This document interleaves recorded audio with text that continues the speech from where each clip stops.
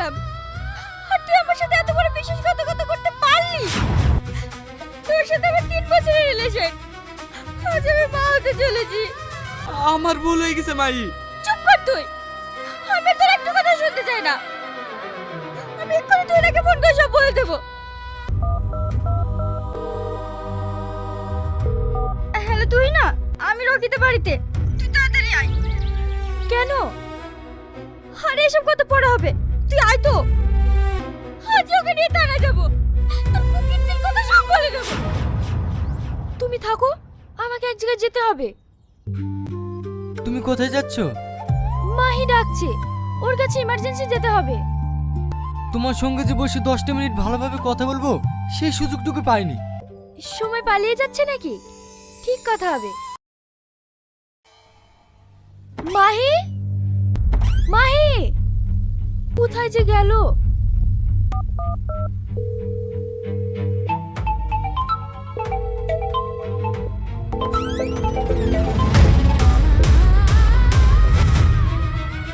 মাহি, তোর কি হয়েছে?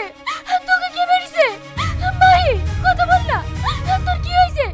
মাহি, তোকে কে মেরেছে? মাহি, কথা বল না।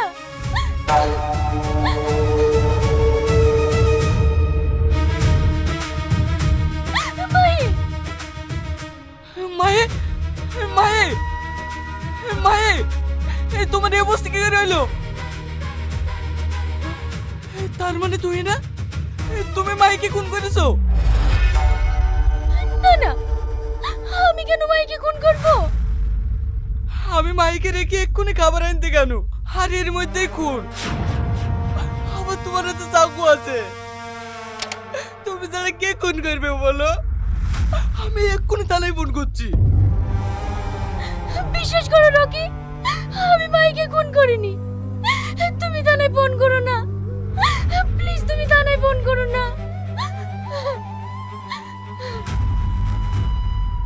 আমি যদি থানায় ফোন না করি, এই লাশ তো আমার ঘরে পড়ে আছে, আমাকেই তো সন্দেহ করবে।